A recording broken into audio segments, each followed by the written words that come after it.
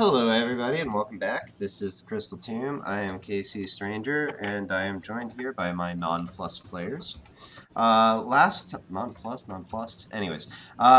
time, we began the session with everybody getting captured by snake people. A few of them were taken to prison where they were engaged in a fairly light but nonetheless unpleasant form of torture. Meanwhile, Fowlin was taken to the temple where he met with Lady Visaya Estava Simitashi, who turns out to be his mom, which was kind of awkward. So after extracting sort of his story by offering some vague promises to maybe not do horrible things to his friends, she proceeded to say that, she was planning on sacrificing him tomorrow night, which is now tonight, actually, on the new moon, in order to complete her ascension. So, in other words, not the best introduction between mother and son. Anyways, so currently, Cain is being so also around this time, Cain had a little conversation with the Tirsa Shadow Veil clone inside of his head, who said that she could maybe take control at an opportune moment and help free him from the influence. So he agreed to that. So now where we're at is Fallon's in a little prison cell on the second floor of the temple.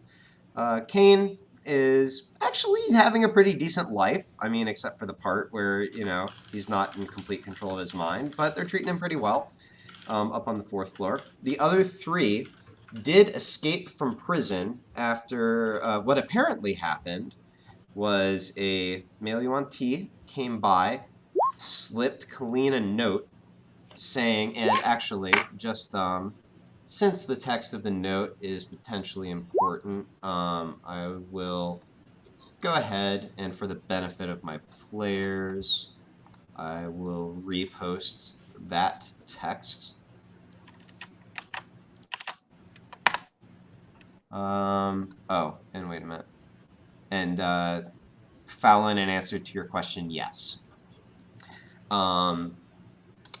So slipped them that note, and after slipping them a note with some instructions for what he thought they should do, they saw the keys to the cell and to their shackles sort of just come floating in and unlock all of their shackles as well as the door.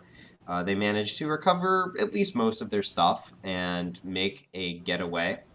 Went outside the temple, swung around, found a little sort of sluiceway, sort of sewage basically, disguised up near the base of the temple, and went inside to try to breach the walls. So when we left off, the group had entered the sluiceway. It's dim in there, but the tunnel was lit by occasional lanterns along the way. But you still had to sort of crawl through most of it. But then finally you did enter a small circular chamber in the sluiceway. And we will go over to that map now.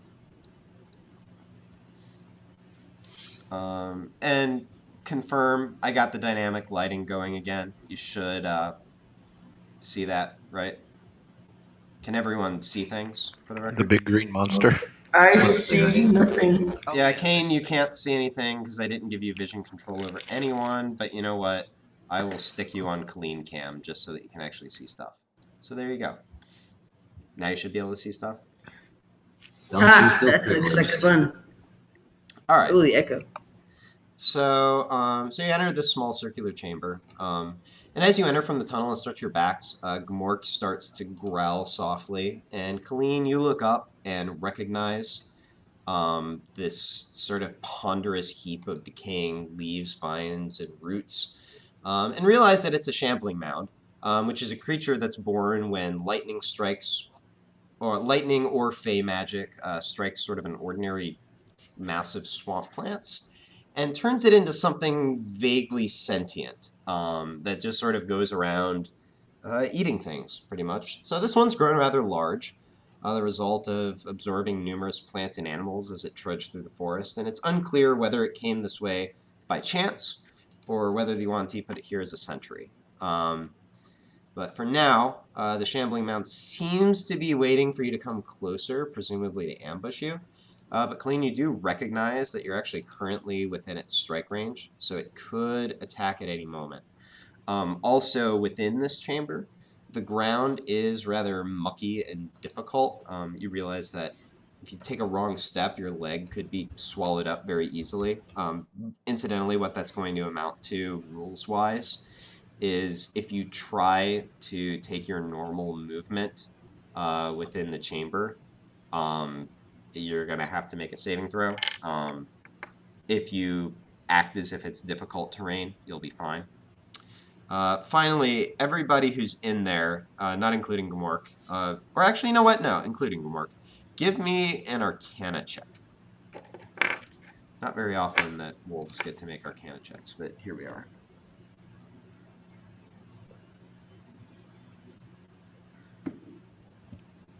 Okay.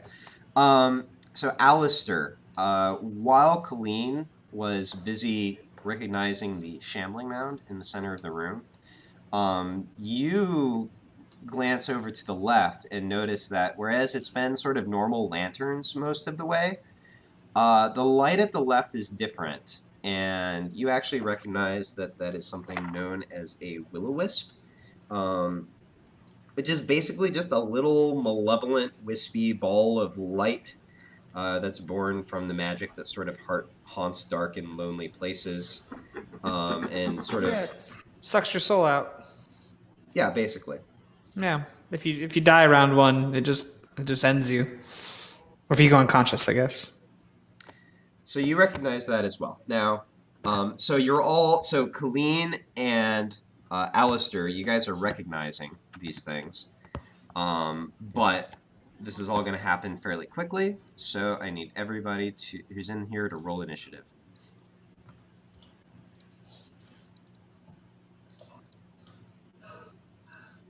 Classic Alistar initiative. Nice. Great. All right. So, here you are. At this point, you've just sort of come out and taken a look at what's going on. So, let me see. The only thing that's going to happen here is that this little light ball is going to suddenly go much dimmer. And it is now Gmork's turn. Can Gmork hold his turn? Yeah, so the way... I think I am going to go back to sort of normal D&D rules. Normal, like, 5th edition rules for both surprise and for holding. So basically what I need you to do then is describe to me, at least in a generic way, what Gmork is planning to do. For now or in the future? Like, in the future, you can say, like, if shit goes down, I want to, like... So basically, I want Gmork to run up after Halel does so that he has advantage on his attack is all. Okay, alright. Yep, that works. Okay, so, and that'll let you sort of do your whole thing. I just putting some kind of stipulation on it, basically. No, I get it. Alright, cool. Halel. So at this point, you failed both checks, so you're not actually aware of anything out of the ordinary other than it's really mucky and swampy in there, and that light just got dim. So I'm assuming the party did sort of stop.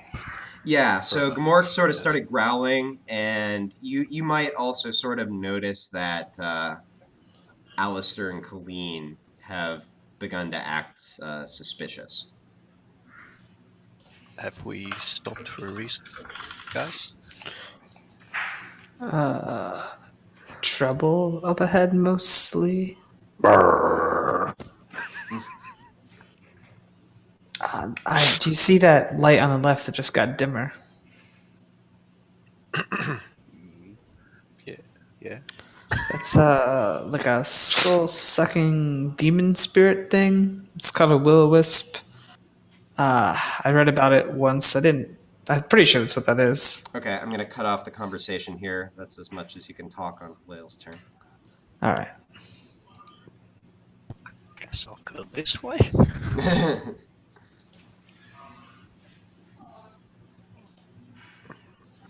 What was that? That was 15. Was it difficult terrain-ish? Yeah, basically, if you want to try to force the matter, you can, but there'll be a save involved. No, I'll just head past them a bit over to here. Okay. Readying anything or doing anything like that? Dodge, why not? Okay, cool. Because something might be about to go down. Yep. All right, Alistair, your turn. I am going to creep behind Halil basically and just kind of also ready a dodge action. That sounds good. We're not ready a dodge action. Take a dodge action. All right, sounds good. Clean. I'm going to use False Life. Okay.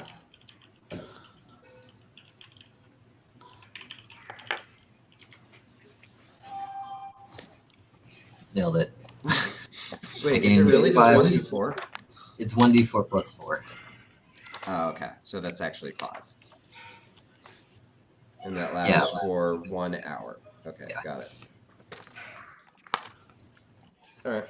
And I'm going to take a step backwards down the hallway. Okay. Yep. That it? Yes, sir. All right. Then at this point, as you crept a little bit closer, a large creature is going to rise up from the refuse, and it will almost kind of swim forward to here.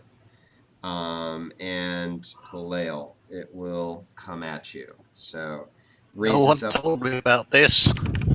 Raises up a giant mass of vines and branches and roots and crap. It all looks very haphazard. And as soon as I can find its bonus, I think that's a miss. Yeah. And at the same time, it is going to go for Gamork. Well, shit. I think that's a hit. Yeah. Alright, so...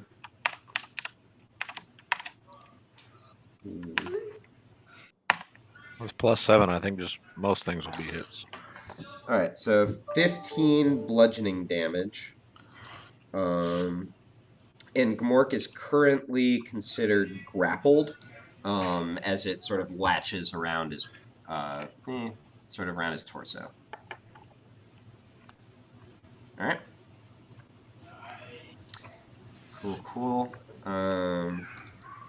So now we get to the shimmering ball of light, which is going to suddenly start doing things.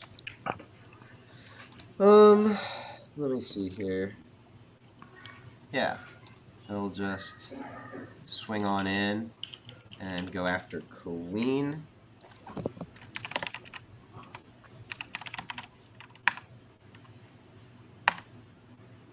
$13, I think, misses. It misses. All right. And that's actually its turn. So we're not a... you were readying an action for Gamork. I'd say that based on what you said, it's reasonable for you to get attack in on the creature at the end. Being grappled, though? Grapple doesn't give you disadvantage or anything. It just means that you can't move. Oh, okay. Well, So like restrained is the one that gives like advantage against you and disadvantage on your attacks. Okay. Yeah, I don't know the AC offhand, but I'm pretty sure that hits. Okay, and congratulations, you found something that's not poison resistant. I was hoping since it was made of plants, it Alright, makes sense that plants wouldn't react well with. It's like not the spoilers too. Sorry. so yeah, 21 damage, not bad. And all right, fails its save. So poison for a number of turns equal to the. Oh geez, so poison for 7 turns. All right. Let me. That's real strong. What? That's real strong. I mean, it's a low DC, but that's real strong.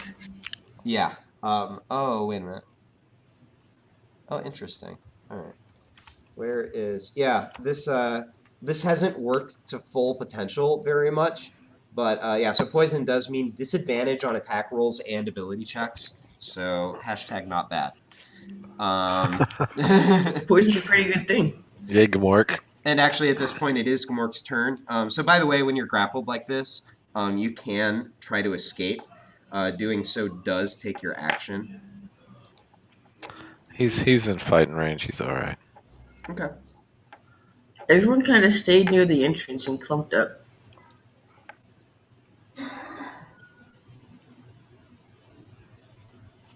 Probably not. Yeah, 10 is a Go. miss. Pokemon move. Okay. I don't know that Gamork can actually do anything else. Is that it? Yeah, that's it. All right. Halil, your turn. Well, this thing just took a swing at me, so it's time for me to take a few swings back at it. All right. So let's start off with I got a good old fist All to right. the side. You're talking as if I was like, wait, is he actually going to do something different? That's a hit. I'm sorry, I'm making fun. I'm making fun. Yeah, sorry, and I'm gonna unleash a flurry of blows on it because All right. that's fun. So,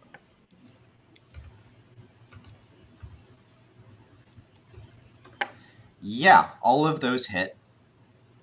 As there's just like branches and vines just sort of flying everywhere as Halil just like randomly wails away on this thing. So that's what, 26, 37 damage.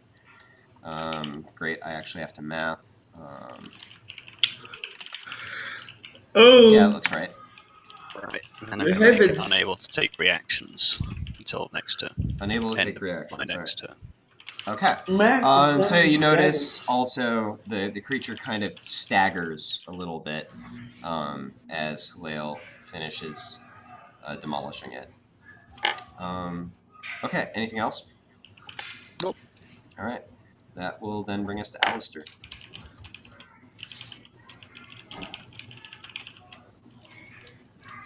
Yeah, I think there's just barely room to squeeze by.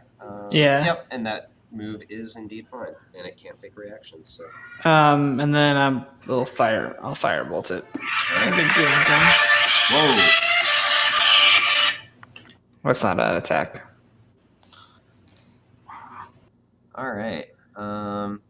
Okay, yeah. So attacks against it don't have advantage. So that is a hit, though. And those are not. Wait a minute. Oh, that's 13 damage. Yeah. Yeah. All right. It rolled the crit just in case. Yep. So this is weird. You would have expected a plant to be maybe weak to fire, but you notice the fire sort of splashing or off of it strangely. Yeah. So that's interesting. Stupid wet plant. So not as much as you were hoping for, but you do do a little damage there. All right. Anything else? Oh, and oh wait, no, that was a cantrip. Anything else? Nope. That's it. All right. That brings us to Colleen. I would like to move into this slot if I can. Yeah, that's fine. You can squeeze past. Alright, and then I'm gonna touch Halil, give him some lovely blood goodies. Oh, I think it's 2d6. Which spell is this? Okay.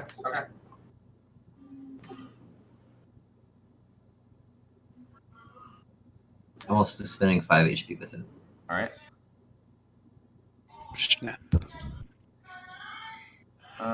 What's the duration on that? 1 hour. Okay. So, Halil, So- for the next So hour, it's you have 14 14 total. temporary HP. Sweet. All right. Anything else, Colleen? That's it. All right.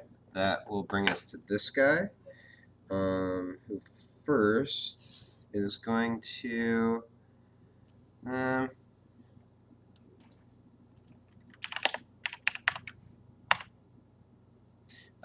Make another attack against Halil.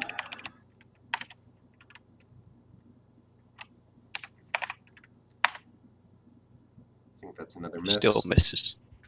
And then it is going. Oh, and it had disadvantage too, actually. So let me check for. Okay, no crit fail. And let me actually tick down that counter as well, just in case. And then it is going to use its engulf action against Gmork. So it pulls Gmork into the giant mound of leaves and vines. Gmork disappears into the body of the shambling mound. So, It didn't have to roll for that one. nope, Gmork had to be grappled for it to do that. Fallon, Gmork is blinded, restrained, unable to breathe, and must succeed on a DC 14 Constitution saving throw at the start of each of the mound's turns. Or Gmork will take some bludgeoning damage, and you'll move with the mound as well. I actually just realized I could have done that last turn, but I forgot. Oh well. So there's that. And I think that's about all that it's actually going to do. So it'll just sort of hang out where it's at. That will bring us to this guy, who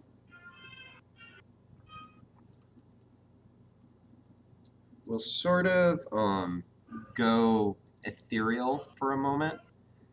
And it's going to fly up straight through the shambling mound, actually. And it will attack Alistair. I think that's a miss. It is a miss. All right.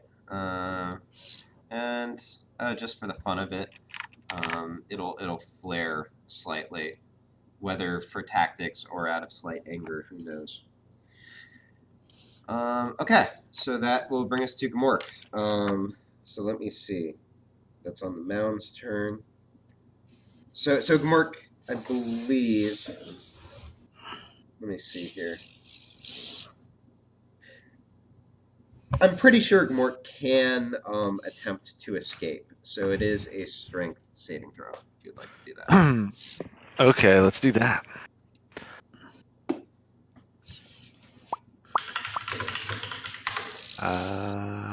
Oh, it's at the top. Yep, succeeds. I missed some damage, but it happens. All right, so Gmork sort of claws his way out of the shambling mound. That is your action, though. So. Okay. Okay, that's fine. He uses his bonus action to glare at the team for not saving him. He had to All right. save himself. Cool. Sounds good. Halil. All right. Well, it worked last time. Let's do it again. All right. Die. Yep. And let's flurry of blows him again because that's fun. Yup. The double crit. Oh, That last one's a miss, though. yeah. Double Sad. whammy. All right. All right. Oh. Okay. What bullshit. Okay. So yeah, you get in there for what? 18, 29 damage. Your last punch does go awry. And no reactions again. Does that work? Like even if it's not on At the flurry of blows Anytime thing? Well, I did hit with a flurry of blows.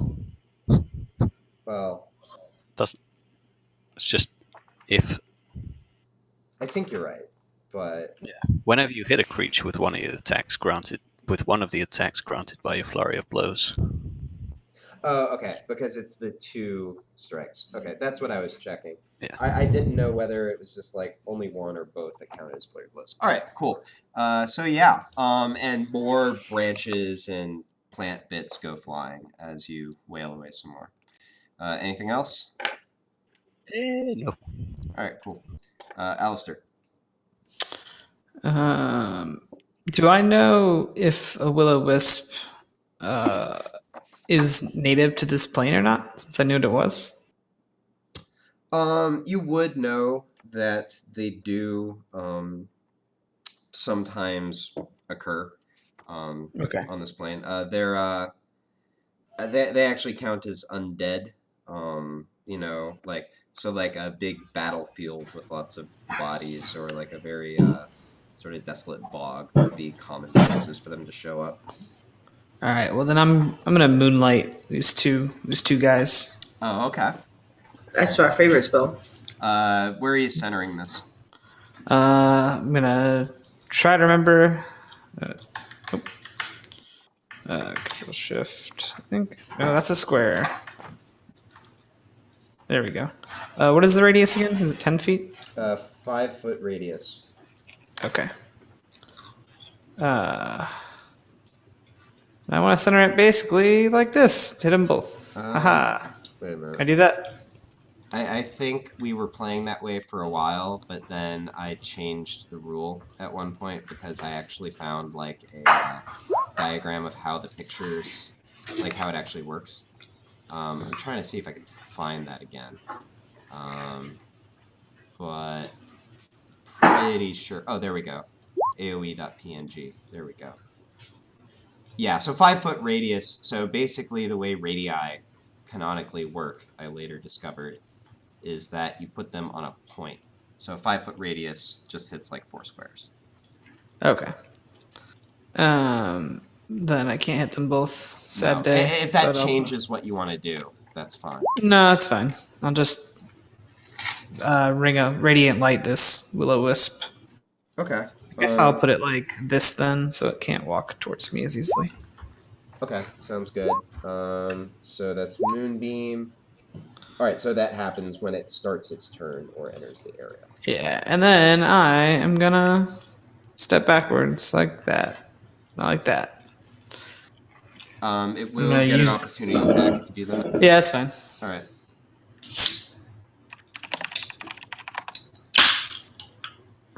$20 is good. All right. So as you go to back away, sort of a tendril of light flares out at you and zaps you for 7 lightning damage. Oh no. Okay. All right. Anything else? Oh, Nope. that was from your. Was that from Ring your, of light. Yep. Okay. Cool. Yeah. Colleen, your turn. I would like to use bloodletting on the tentacle monster. All right. Go for it.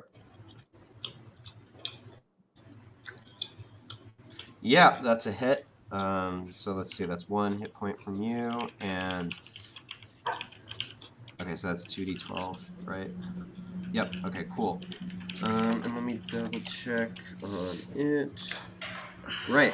Yeah. So you sort of reach out a hand, and there's a sort of a red mist that flies up, and a large gash suddenly appears in the creature's body. It takes 16 damages, but is still going. Anything else? I'm gonna move over towards the Alistar party. Okay, yep, you slip by. I think that's fine. Yep, that's totally fine. Alright. That's it. Alright, cool. Alright. Mr. Shambling Mound is probably just gonna keep going after both of you. So here is for Gamork. 12, I think, misses. It does. It misses. Alright, and oh wait, and actually it's still disadvantage. So, alright. And here's for Halil. 20? Yeah. Yeah. Alright, so 19 bludgeoning damage as now he's angry, so to speak. A really giant sort of club almost of a dead tree branch comes down, and then you feel a bunch of vines wrap around you. And I realize now I can do this right away. So you are now engulfed. Ow. So let me see here. And the blue energy around your body dissipates. Thanks for those hit points. They helped. Alistair, did you see what I typed earlier? No. All right. Scroll That up. will bring us to the Will-O-Wisp's turn, which has to make a Constitution saving throw. Just that. Okay, I think that's a failure. So go ahead and roll 2d10 damage. You're a heartless person, Alistair. I don't think I was watching the cameras. Alistair, 2d10. Oh, my bad. I was now distracted by not waving to. Yeah, I caught on. Yeah. So that'll be 12 radiant damages to the little floating ball of light, which suddenly is going to go dim again, just because I enjoy changing that.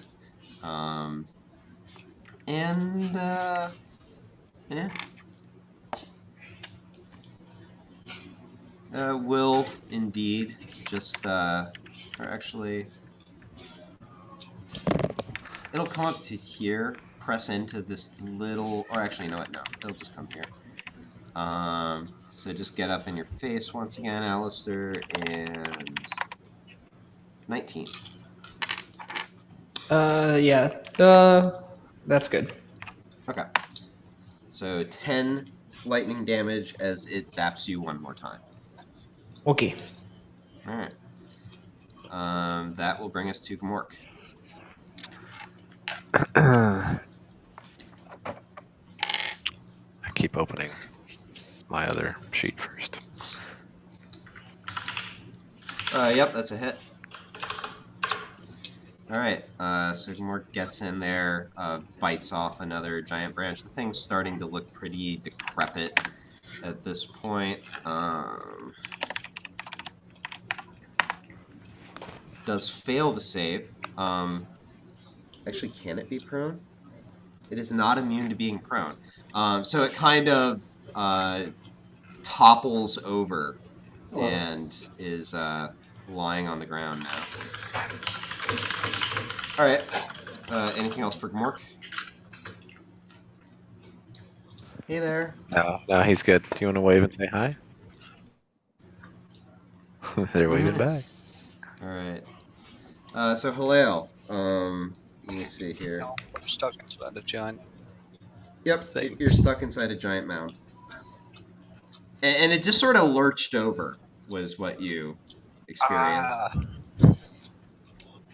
How do I get out? Well, you can just try to climb out. Alright. That would be a strength saving throw. Hey, not so bad at those. That being said, you fail. Right. So yeah, you claw and claw at the Shambling mound, and you cannot find a way to escape. So you remain engulfed. I can't remember what this DC for that's. I don't really think you can do much else. So Yeah. Alistair. Save me, guys. I'm going to move this for one action. Okay. I'm gonna bail. I can only move like 15 feet, right? Yeah, unless you want to try a save. Go there. I think that's fine. Yeah, that's fine. That's a little longer, but that'll be all right. Yeah, I'm okay with And that. I am now gonna go ahead and cast a quicken firebolt at that thing. Yeah, okay. So I think that's 1 sorcery point. I can't remember. I'll check in a second, but I have enough. Think It's either 1 or 2. well, I changed it to 3 because you can use it to do spells now. I know that's kind of expensive. You know what? I'm house ruling on the spot. But I will say I'm pretty sure the normal one is 2. So if you use it, I will say it's 2 to use it for a cantrip and 3 to use it for anything else. Okay, that sounds good. Then I'm just gonna quicken firebolt it. So I cast the firebolt. That's what I gotta do. I'm guessing 11 doesn't hit though. So No, in fact, it doesn't. okay, cool. That's my turn. All right. I was just like quickly recording the change to my house rules so I didn't forget because I already had the document open. Okay, cool. So I think that's your turn then. So that will bring us to Colleen. Must rescue Halil with blood. All right, get in there. I That tried. is a critical failure. So go ahead and lose that 1 hit point, and then roll me a d20. If only I had that advantage, like the spell intended.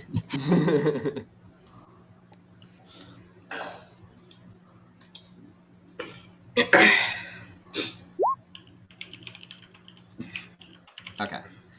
So yeah, you sort of take a clumsy lunge at it. You actually do grab onto one of the branches, but it's like a little fragment that was actually falling away from its body. So unfortunately, it's not very effective. Okay, so that will bring us to the mound. So Halil, I need you to make a Constitution saving throw. Rip. So you feel it, the vines and the branches sort of crunching in around you, and you take 14 bludgeoning damage. All right, and yeah, this thing is gonna try to make a few more attacks. So here is for Colleen. I think Well, 26 at least it's not a crit. Oh, wait a minute. No, it is disadvantage still because of homework. So let's see if it still hits. 20.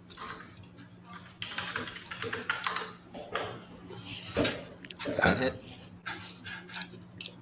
Yes. All right. So that will be 7 bludgeoning damage against Colleen. And oh, I've been weird. I've been doing that wrong too. Whatever. This is a house ruled shambling mount. Apparently, I'll do better next time. And here's against Gmork. Wow. One of those hits. I'm not sure which one. So 9 bludgeoning damage against Gmork as it sort of slams its vines and branches towards both of you and finds purchase. And that will be its turn. You are... or actually, you know what? No, you're not grappled because I was doing that wrong too. So I made 1 mistake for you and 1 mistake against you. Let's call it even, sure. You're not actually grappled. Is Halil still paying for that? Yeah, Halil's totally still paying for that. It helped Mork, it hurt Halil, basically. Yeah.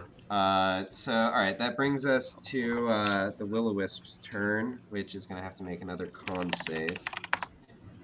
That, I believe, is a failure, so 2d10 Radiant, once again.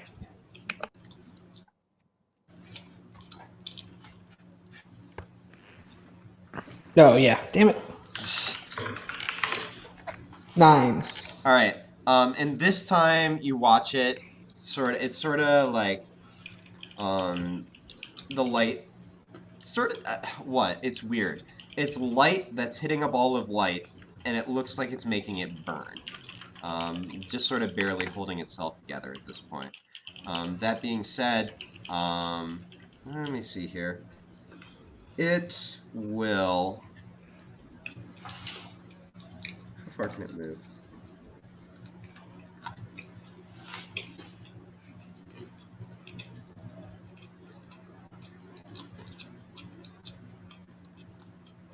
Or you know what?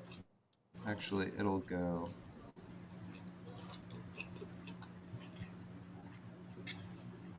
Yeah, it'll go this way. So it disappears, or not disappears, but it's gonna sort of shimmer through the wall, and then you see it sort of reappear on the other side, as it now seems to be getting out of dodge. Oh, actually, wait a minute. If it does that, so actually I'd have to go here. Okay, yeah, I could totally do that. All right, that'll bring us to Gamork.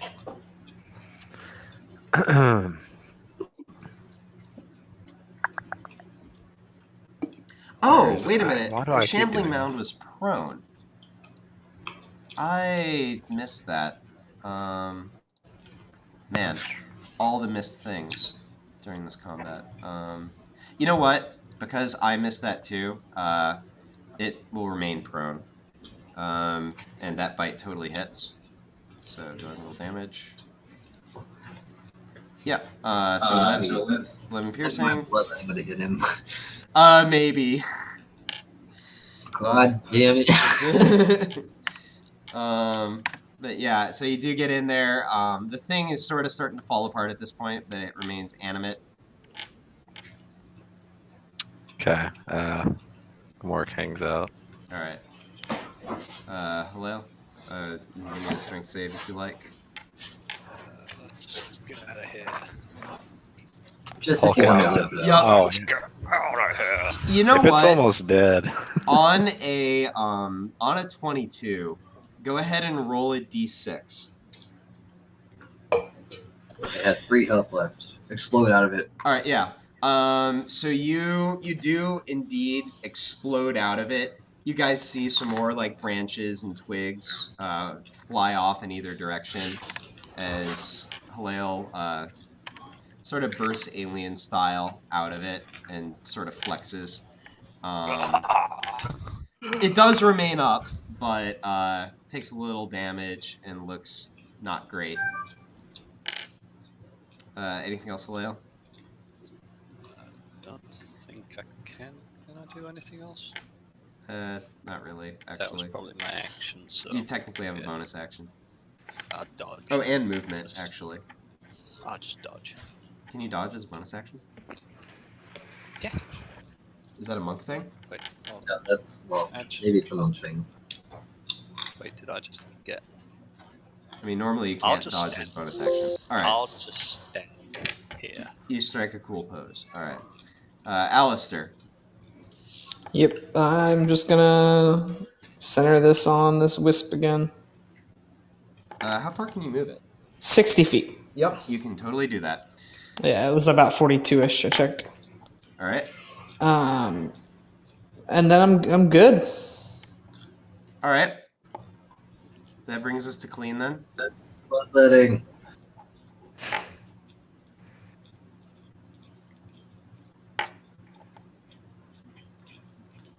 All right. So, oh, that's a crit. Let me see here. Oh, Okay.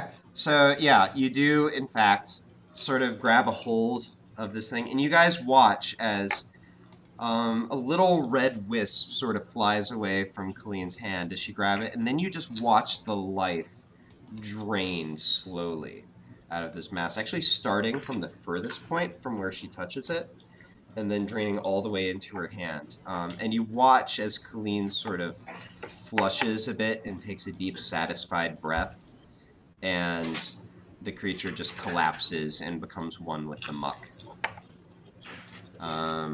And I'm just going to go That was super anime in my head. I'm just going to skip to this right now. Alistair, roll 2d10.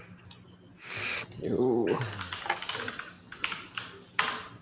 Yep, and you watch as the little wisp also vanishes,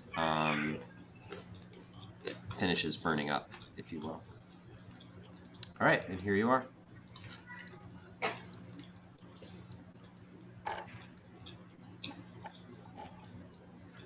I guess my moonbeam, I'll move it around for a bit.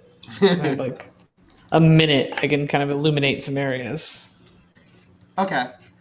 You do that. You see a lot of sewage and disgusting things. All right. Well then, You use Blood Seal on Halil one more time. This is like an hour. I mean, you know that's like temporary, right? Yeah, temporary for an hour. We don't know what else we might run into. It's true. Just making sure. Moving got up ahead. Doing things. We're That's ready I for care the about. next bit now. Wave 2 hits us.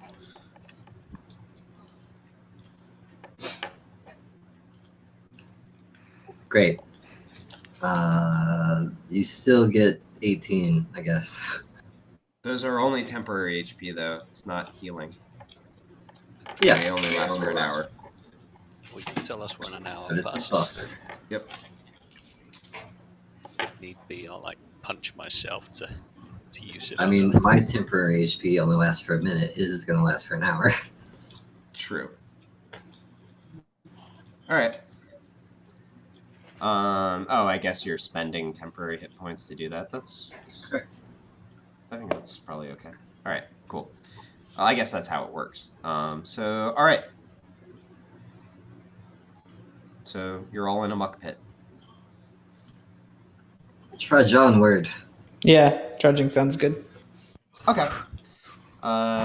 So yeah, you do sort of take a moment, breathe, steel yourselves, and then just trudge on, and make your way down the hallway. So you proceed through a number of sort of, the tunnel re-narrows after the room that you were in. The one that you're in seemed like some kind of, collection pit, something like that. Finally, though, you do emerge into sort of a dank stone chamber. And you go through a tunnel.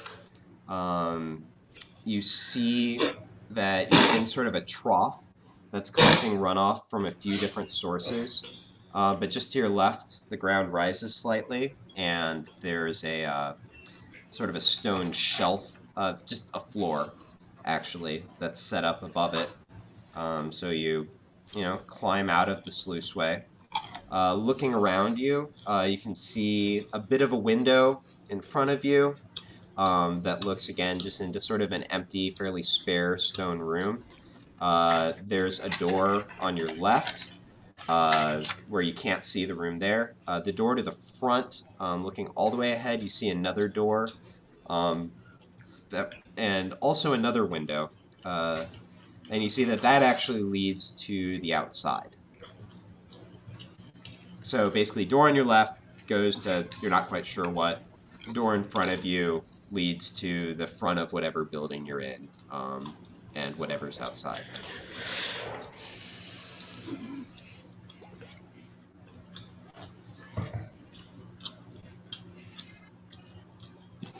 I Second look at Gamork and I say, "Find him, boy."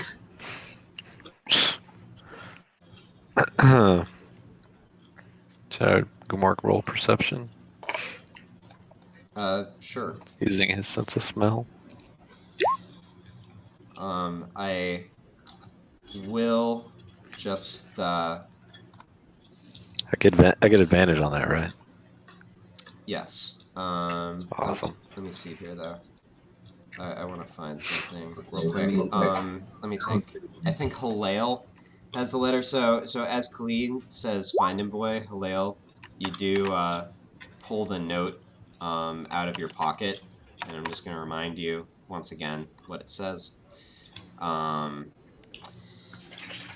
yeah, so Mork sort of starts sniffing around, goes over near the door to the front of the room, and sort of looks back questioningly at Colleen, and Mork sort of paws against the door.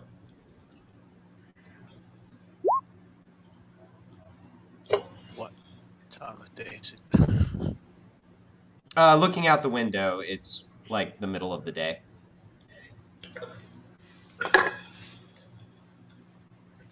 Do you guys think we might be here a bit early?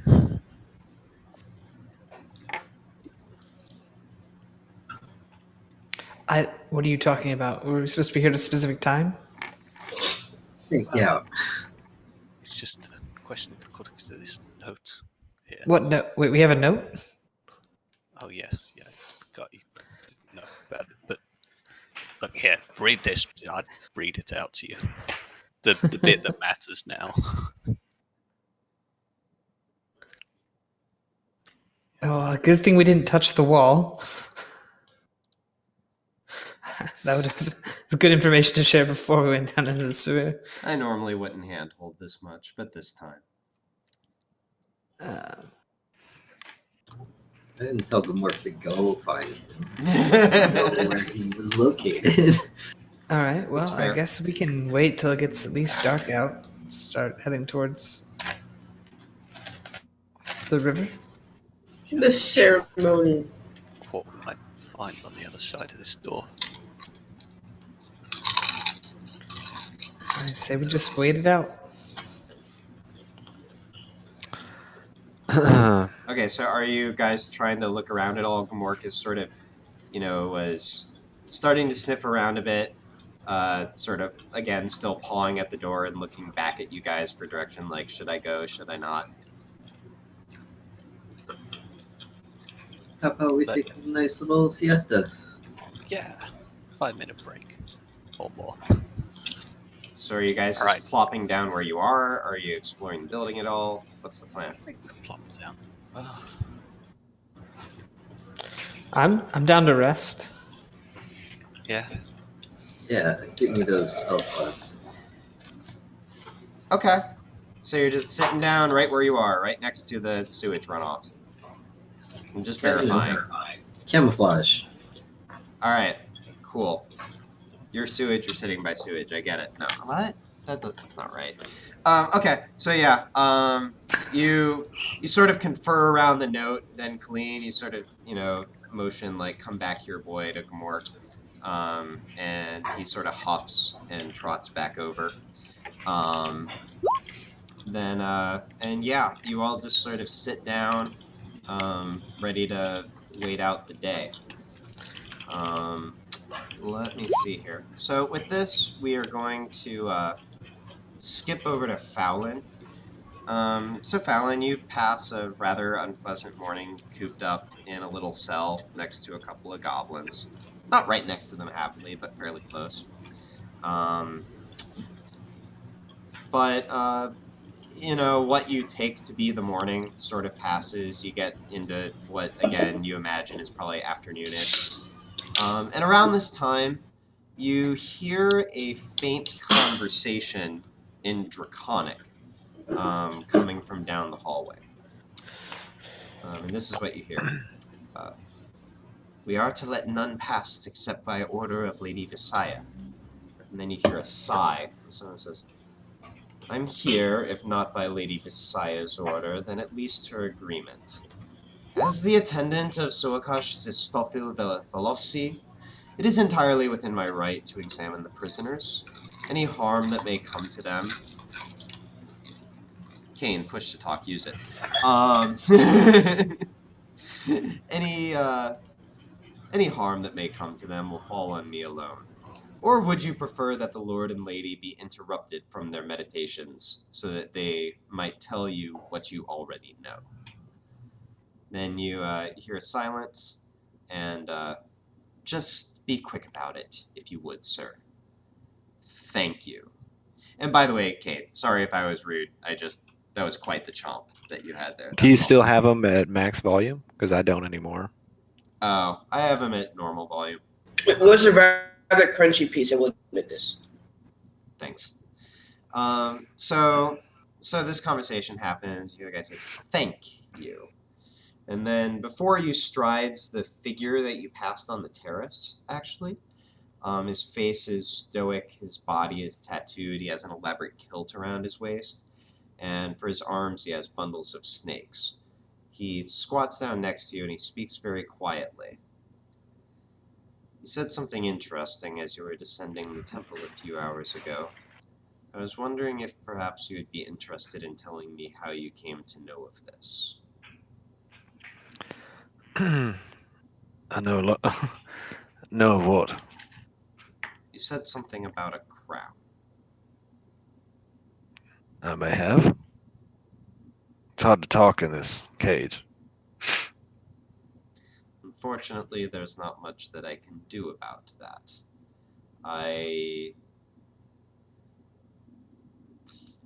Well, I thought in your position, you might at least be interested in spiting the person who is going to do this to you. I am a bit. It might be easier to talk in the cage if it weren't locked. You see him sort of roll his eyes. I see what you're getting at, but unfortunately I can do nothing about that.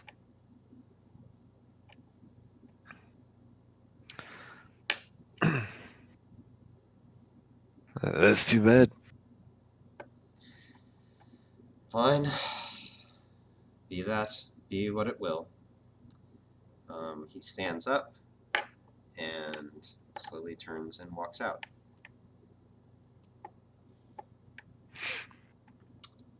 Was not very friendly. Alright. So, you guys in the little room, you sit and watch as the sun starts to grow low in the sky. As we get on into this sort of dusk and early night period, are you guys looking to do anything prior to midnight? When are you wanting to move? I think before midnight, right, guys? Yeah. I mean, can we see the ceremony area from where we are? Alright, so yeah, let me pull up the map. And also, you know what? All three of you give me insight checks. Did this work as a short rest or a long rest for us, or neither? It's a pretty good insight by me, I have to say. It'll be a short rest for all of you. So any short resty things, spending Spend hit hit dice, Woo.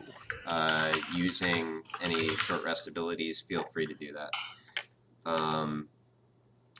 Okay, so nice insight, Alistair. Thanks. All right, so the river is all the way over here. It's not quite 2 miles away from where you are, and it's through the entire city. And thinking about that, so Colleen, sort of reading, you've got a lot of time on your hands. You sort of let your eyes wander over the letter, think about it, think about where you are. And it dawns on you that the person who wrote it may not have actually intended for you to go to the river. First of all, that person directed you to come to where you currently are, which is sort of near the temple, actually. So from that, you sort of reason that maybe what's going on is that he expects the temple to clear out around that time, which will let you move a bit more freely in the temple area. But that doesn't say Fallon.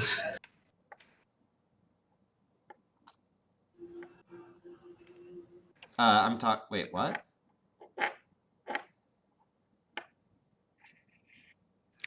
That's how I understood the letter too. I just wasn't saying anything.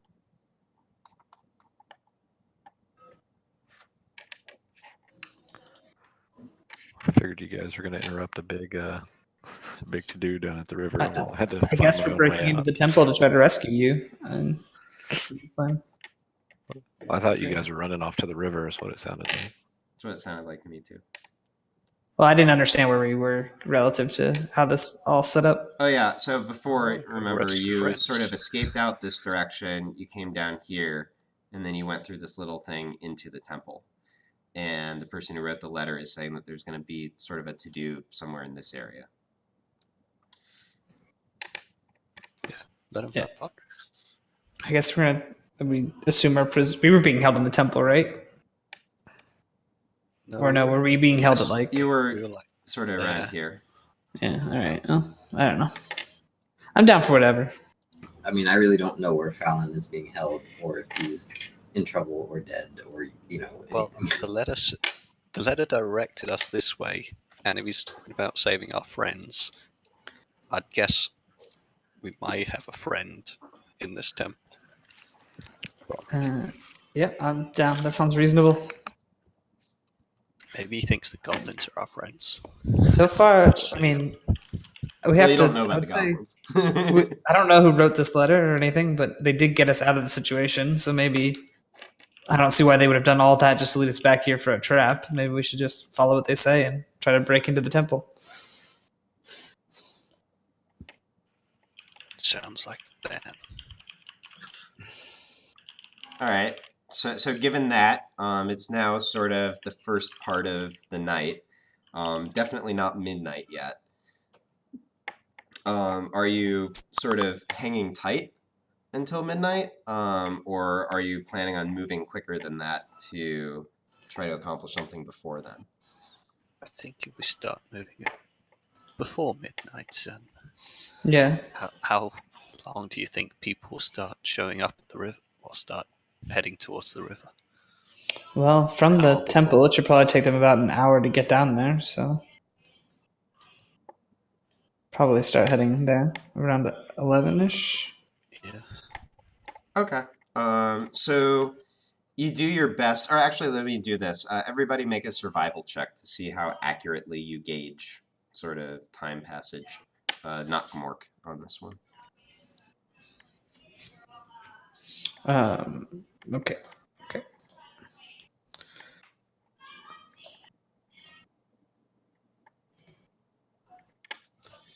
All right. So you all sort of do the best you can. It's really boring, frankly, where you're at, which sort of makes it feel like time is dragging. So let me see here. I guess we'll do it like this. Okay. Um, so you wait a little while, and then finally you look at each other and say, "Now, I guess." And then open the door, walk towards the front of the building. Are you just are you doing anything in particular? There's like a small window, a fairly spare room. You see a few supplies over to one side, but otherwise it's sort of a dusty stone building. What's the plan? Look through the window before. Okay, you look out the window. You do actually give me stealth. Oh, hello. Everyone or just Yeah, hello? just hello. Okay. Oh, that's interesting. I have to check something now. Okay. What happened? You I'm peer looking out the through a window and you see actually some Yuan-Ti still milling about the courtyard. And you think that maybe you guys lost track of time a bit and moved a little early. You notice in particular one of the purebloods sort of glances over in you guys' direction, and you duck really quickly. Is somebody like whistling when they breathe? Stylist. I Or know if that. it's Is it not- me? it sounds like a pupper. Okay, maybe. All right. All right. So yeah, you see one of them sort of turn and look your direction, and you duck out of the way, and you're not quite sure whether you were seen or not. There are still some guys out there. Maybe it's a little early. Maybe we should give it a little more time. Sounds good. Just one of them did look over in this direction, and I don't know if he saw me. So, if maybe we should stand guard around the door just in case someone will show up. I'm Everyone, gonna stand behind the door. Just everyone, give me perception.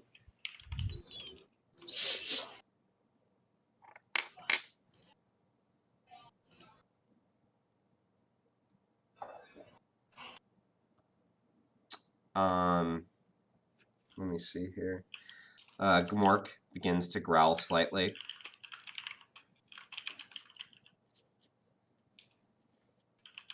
What is it, boy? He looks towards the door and then sort of starts whimpering and walks back towards the door that you came through to get into this room. All right, this sounds good. Yeah, maybe we should, head back a bit. Yeah, go through that door. That's where I'm going. Okay, you all run through the door into the back room. A few moments after you do, you hear the door open by where you just were, and you hear footsteps outside.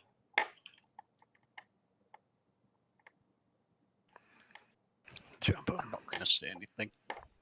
Keep quiet. Who knows what we're going to do without an animal companion in the party? A moment later, the door opens into the room where you guys are, and a very surprised-looking Yuan-Ti pureblood appears. I need everybody... all right, we're going to switch over to my handy-dandy quick encounter map. So, Uh-oh. Hide me. you guys are in a room that's shaped sort of something like this. Here is the front area. Here. Would it save you time if I just cast sleep on him? Maybe. But If- you know what? If it works. Yeah, that's the thing. So we have to figure out how all this. All right. So here's the back area. Here's like a little side room, and there's like a door that's right here. Come on. You know what? Let's just do it like this. There's like a door. Oh wait, why is it wrong color? So that's a terrible color. So let me just get black. There we go. All right. It's like a door here where you guys just were, window here, and door here. All right. And we've got pure blood.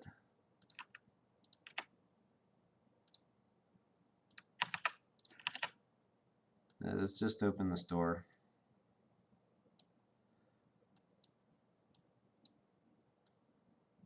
And I need everybody to go ahead and roll that dank initiative. So I need to see if you guys come in above this thing.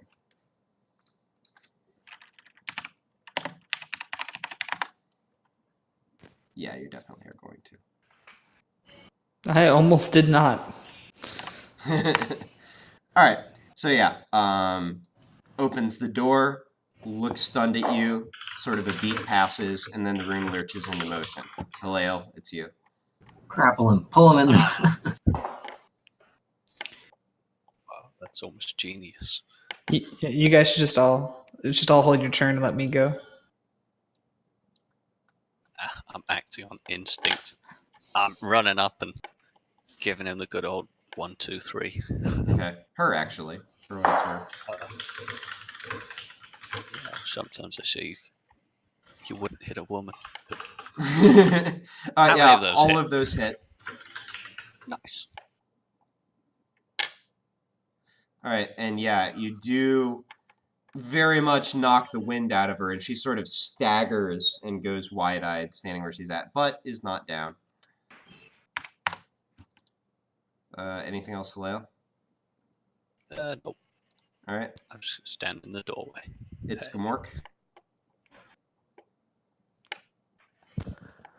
Can I attack if I move up? Yeah. I'm not saying that you have to do this, but I am just going to remind you that with most like physical attacks, you can choose to go for non-lethal if you want to. You don't have to. But yeah, Gmork can sort of lunge. Or actually, wait a minute.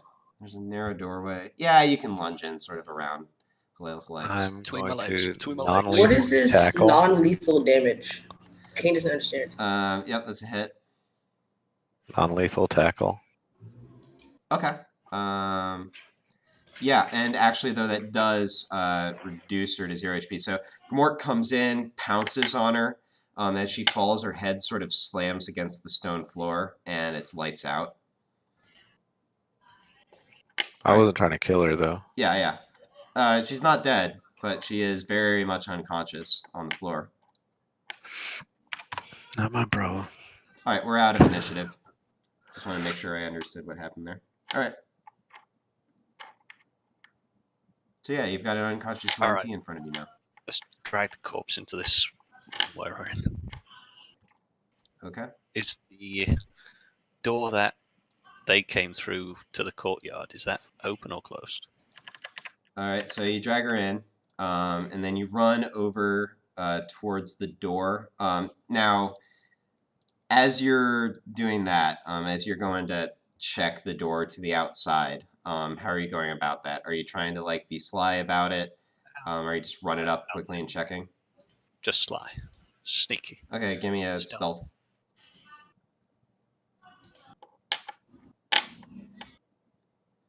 Okay, yeah. You run up and take a look around. Do slip up to the door pretty stealthily. Go ahead and give me perception.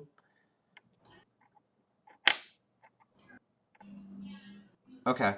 You do see Moriwanti sort of out in the courtyard. At this point, you don't notice any of them headed your way.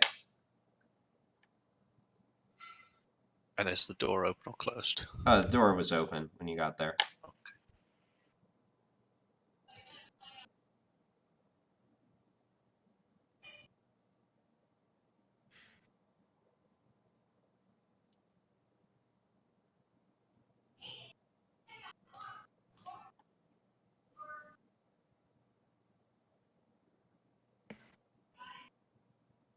What'll it be, Fist Lord?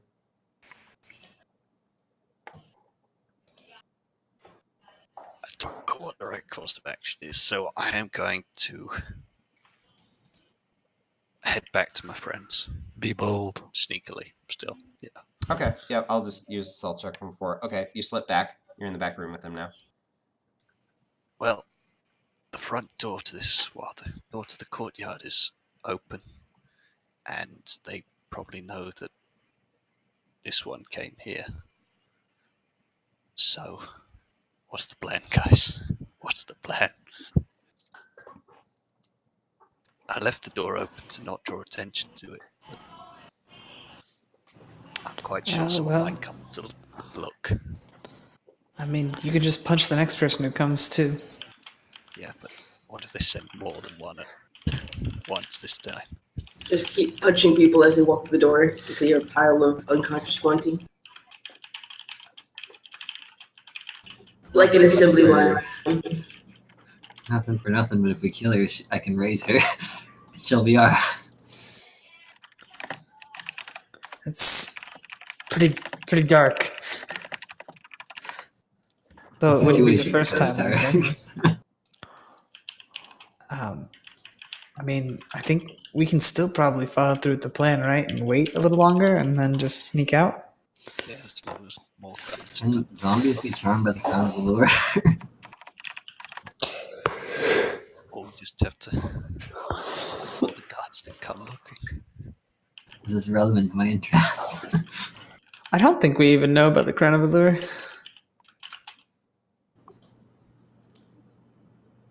What's this room door thing? I mean, didn't I tell them that I found it? Would you like to, Yeah. No, you told them that you got captured. Would you like to open So that I said door the and lady check it that- out? Yes, please. Okay, yeah, you Can step I over say to that that I- room and open it up, and it's a little utility closet. There's some, some vats of some kind of chemical in there. There's like a mop. There's like buckets, just like assorted supplies.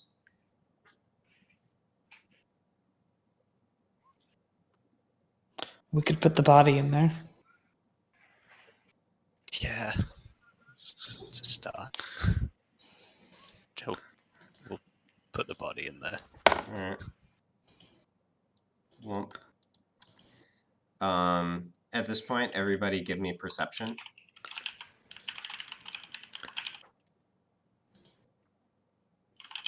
Perception. Including Gmork. He's working on it. Yep.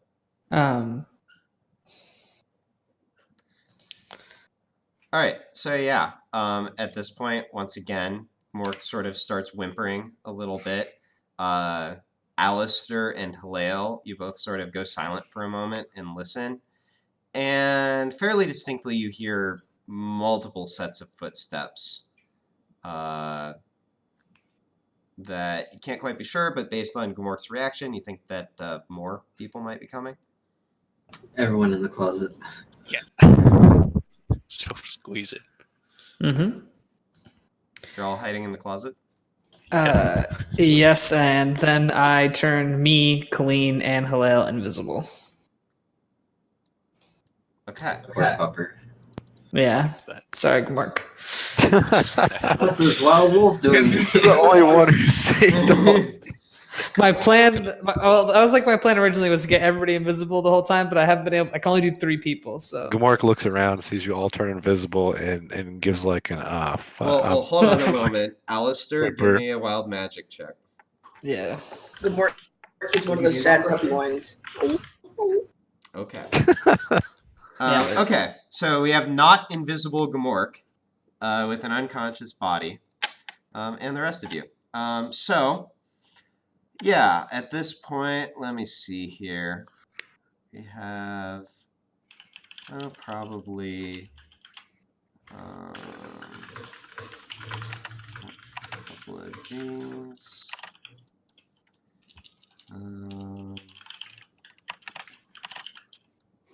Couple of these. And this guy. All right. Does anyone in the group speak Draconic? Yes. Yeah. All right. So those of you who speak Draconic, you hear the following from outside where you're at. Now you hear multiple sets of footsteps come through, and it says, and one of them says, "How long ago did she go in?" "Just a few minutes." "I can't believe that you're distracting me for this. Let's make this quick." And then, the door opens, and you see the following. Ah, my nose. Look at Mark stealth. All right. Opens the door, and Can this. Gmork do a stealth check? Can Gmork what? Can he hide? Okay, that's fair. Could have stuffed him Can in the you try to barrel. like hide from view behind some of this like random equipment that's in there? Give Can me. he like be behind the door like this, standing on his hind legs? Oh. Actually, okay. So Gmork goes over there. Give me a stealth check for Gmork. And based on the clever idea, advantage. All right. And it's a 25. So yeah, Gmork presses in behind the door. You see this Yuan-Ti open up the door, look around, sort of curiously, and turns back to the others and says, "Has Estiville been huffing the cleaners again? Get her out of here." Again. So now a few Yuan-Ti sort of crowd into the room. You all sort of back away as far as you can. Everybody make me a stealth check to not sort of clang into anything. Not Gmork. Gmork already made his stealth check. It's a sneeze check. We all know it, Casey. Okay. Yeah, you all slip away gracefully. These other Yuan-Ti, sort of the 2 purebloods, come in, hoist the unconscious pureblood between them, and they all walk out. And yeah, so you all sort of breathe a sigh of relief. Yeah. I pet Gmork. He's still leaned back, like, is it safe? Because he just got somebody invisible touched him.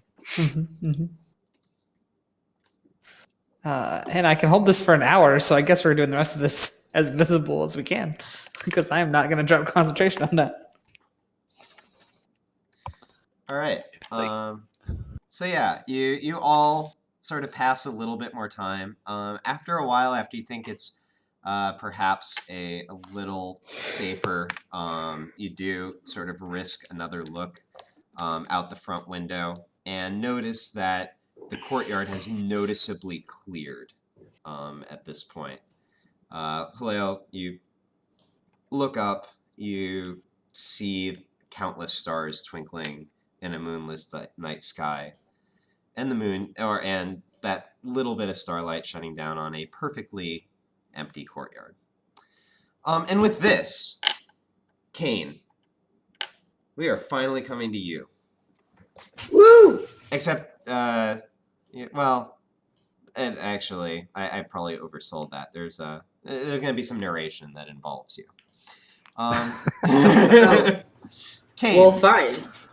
you're sitting in the guard chamber, Sorry. where you've been spending most of your time recently, enjoying a late night snack of sweetened fried plantains. Then Lady Visaya appears at the door, a silver crown glimmering on her head. A slight magical compulsion fills her words as she smiles at you and says, "Now, Kane, just stay here and behave for a short time. I'm going to fetch a wonderful surprise for you." And actually, I undersold that. You are allowed to interact here if you want. Oh, what kind of surprise? Oh, well, if I told you, it wouldn't be a surprise now, would it?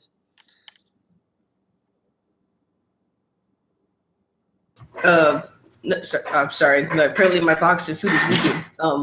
But I mean, you could give me a hint.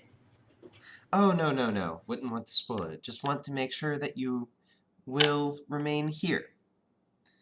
I have to take the guards with me. I mean, I don't see why not. Excellent. So Lady Visaya turns, and the two mind whisperers who are hanging out with you, that's the sort of cooler or different looking snake-headed ones. Wait, what about that guy from last time? Hold on, I have his name somewhere. Oh, what's it called? Mezcal. Yeah. Yep, he's one of them. He's Lady Visaya is sort of directing him to leave at this point. He's a bro. I give him like a head nod. He nods as well and even throws in a little wink.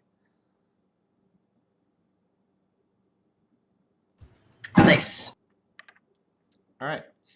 So yeah, they leave the room and the door closes behind them. You do, as the door closes, or actually, no, you don't. Never mind. Okay. So. Can I look around the room?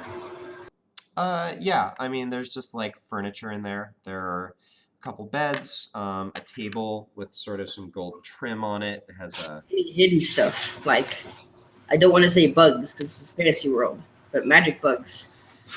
Yeah, give me investigation. I'm super regretting. Or actually, like, wait a minute. Just to notice something out of the ordinary. Okay. No. In order to actually identify it as a bug, that's going to be investigation.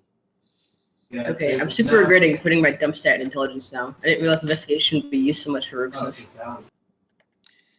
It's kind of weird when you use that rather than perception. I wind up defaulting it to it a lot just because perception gets used a ton anyway. Yeah, you look around the room and you do notice that the door to Lady Visaya's room you're pretty sure is magically sealed somehow, but otherwise the room seems mundane. Okay. All right. So while you're sort of checking that out, we go to Fallon. Fallon, Lady Yeah. Visaya enters the hallway flanked by 2 guards. Ooh, so I'm close to him. And as she walks over to your cell, you look up and see a gleaming silver crown sitting on her head. Can I look away Well, or close my eyes? let me see here. You know what? Would you have even known to do so? Is the question.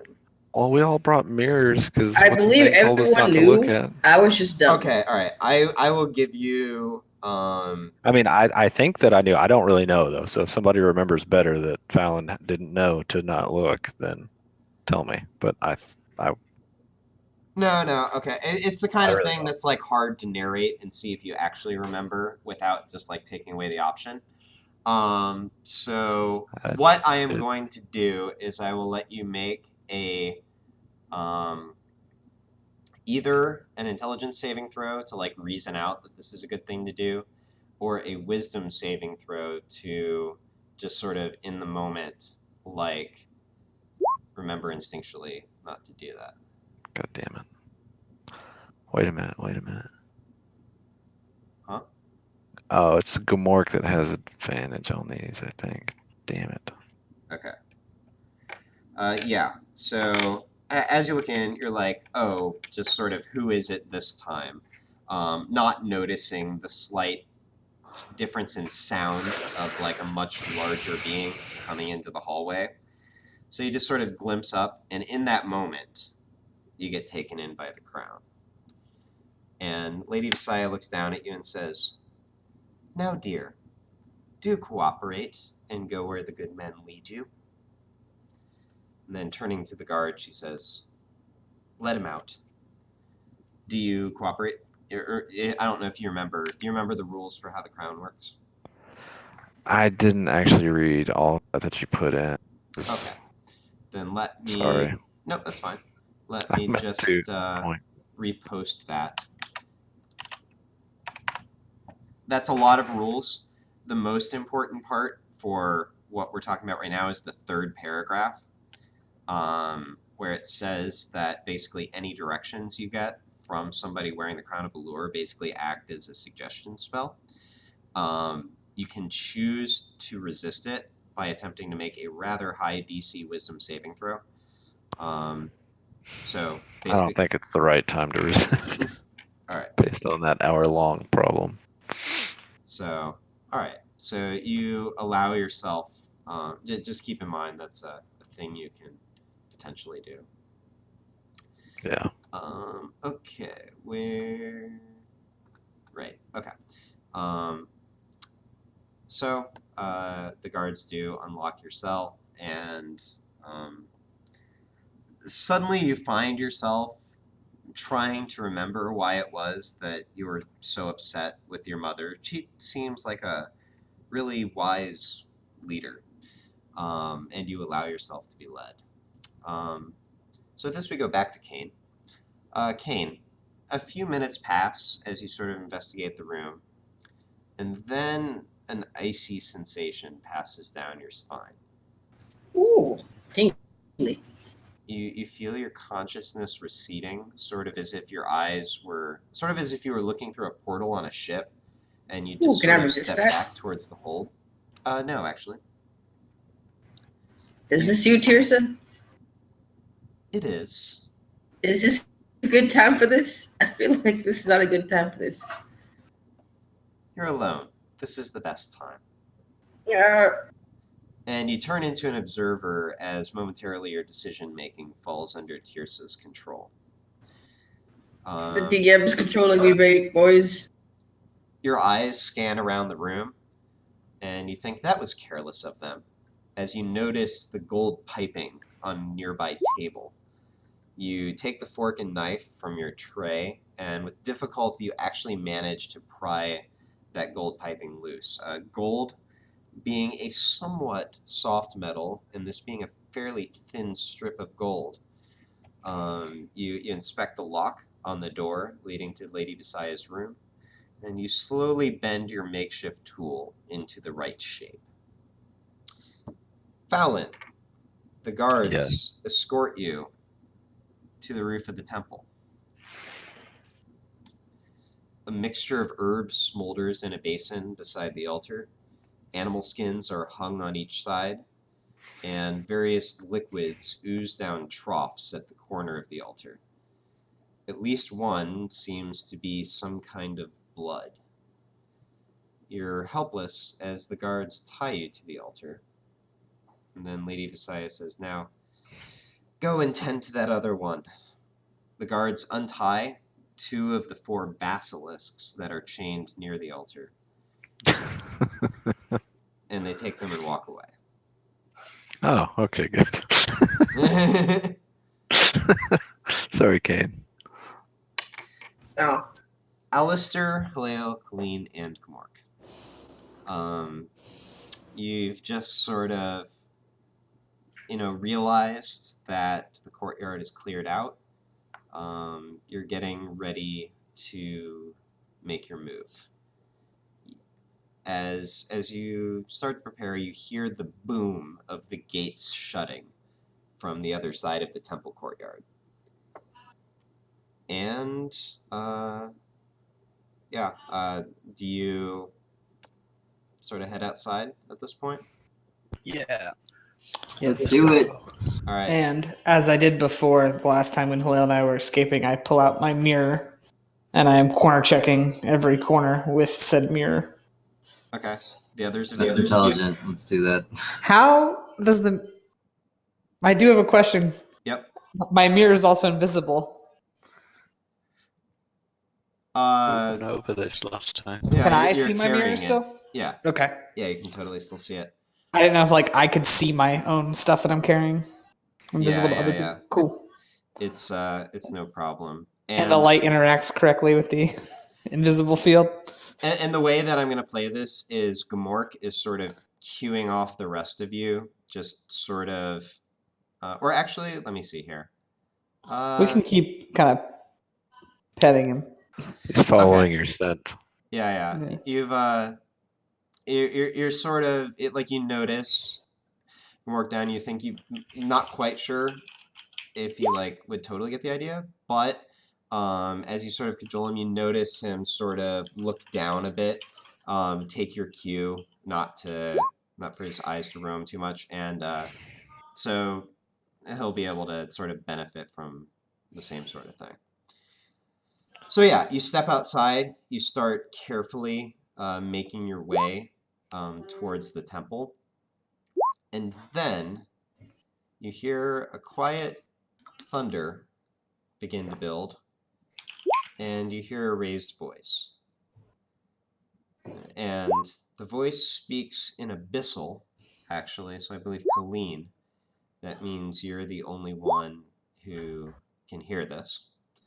But it says, "Seth, the sibilant death, you who reveal paths of darkness, by your cunning we are made wise, and by your power we are made mighty." And the night goes just a little blacker as a smear of absolute black covers the stars in the sky. And what we are going to is actually going to be a bit involved, so we're actually going to leave off there for this week. Really? what? Oh shit, suspense. Dun dun dun. Dun, You know what? dun, dun. Actually, we can handle the setup. Let's handle some bookkeeping real quick. Actually, I'm going to cut off the recording, though. So good night, stream. We're going to do a little prep work for next week, but Goodbye, stream. That doesn't look very motherly as I look at that small